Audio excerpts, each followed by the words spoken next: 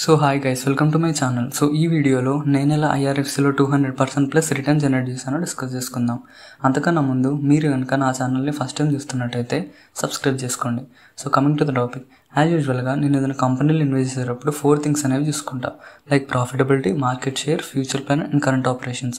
And ఇవే కాకుండా like sector అనేది డిఫైన్ చేసుకుంటా. లైక్ ఈ సెక్టార్కి మంచి పొటెన్షియల్ ఉంది, ఫ్యూచర్లో బాగా గ్రో అవుతుంది అనేది చూస్తా.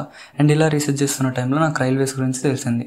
లైక్ మనం ఏవైతే వేరియస్ మోడ్స్ ఆఫ్ ట్రాన్స్పోర్టేషన్ వాడుతున్నామో, లైక్ ఎయిర్వేస్ కానీ, బస్ కానీ, ప్రైవేట్ ట్రావెల్స్ కానీ ఉన్నాయో, వీటన్నిటితో పోలిస్తే రైల్వే అనేది చాలా affordable and comfortable way of travelling. And ఈ సెక్టార్లో ఆపరేట్ చేస్తున్న company IRFC, Indian railway finance corporation. ఈ కంపెనీ 1986లో స్టార్ట్ అయింది. ఈ కంపెనీ ఏం చేస్తుందంటే లైక్ రైల్వేకి related projects like tracks construct చేయడం కానీ, స్టేషన్స్ కానీ, ట్రైన్స్ కానీ ఉన్నాయో వాటికి ఫండింగ్ అనేది ఇస్తూ ఉంటుంది. అండ్ ఇది 100% government backed PSU. And also Navratna status కూడా ఉంది.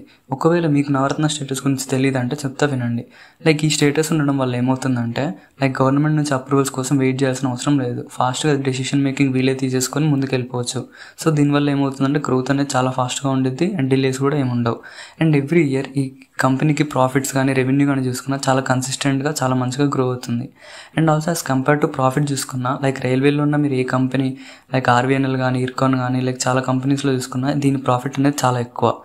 అండ్ ఆల్సో మన ఇండియన్ గవర్నమెంట్ని చూసుకున్న 2030 కల్లా ఫుల్ ఎలక్ట్రిఫికేషన్ అని, ఫ్రైట్ కారిడార్స్ కన్స్ట్రక్షన్ అని, లైక్ పెద్ద పెద్ద ప్రాజెక్ట్స్ కన్స్ట్రక్ట్ చేద్దామనే ప్లాన్లో ఉంది. అండ్ ఆల్సో ఈ సెక్టార్లో లైక్ అంత ఫండింగ్ ఇదే చేస్తుంది కాబట్టి సో కీ ప్లేయర్ అనమాట. అండ్ ఆల్సో మనం ఈ కంపెనీలు ఇన్వెస్ట్ చేయడం వల్ల లైక్ ఫ్యూచర్లో గ్రోత్ అనేది చాలా ఎక్కువ ఉండేది.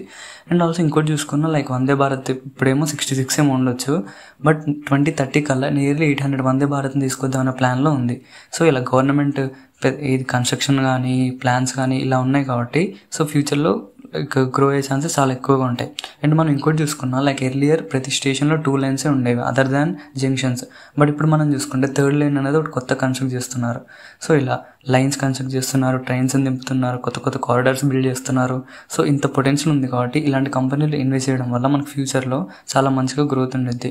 లైక్ ఫాస్ట్ రిటర్న్స్ కాకుండా లైక్ కన్సిస్టెంట్గా రిటర్న్స్ కనుక సంపాదిద్దాం అనుకుంటే లైక్ ఇలాంటి సెక్టార్ని చూస్ చేసుకుంటే ఈజీ అయిపోతుంది.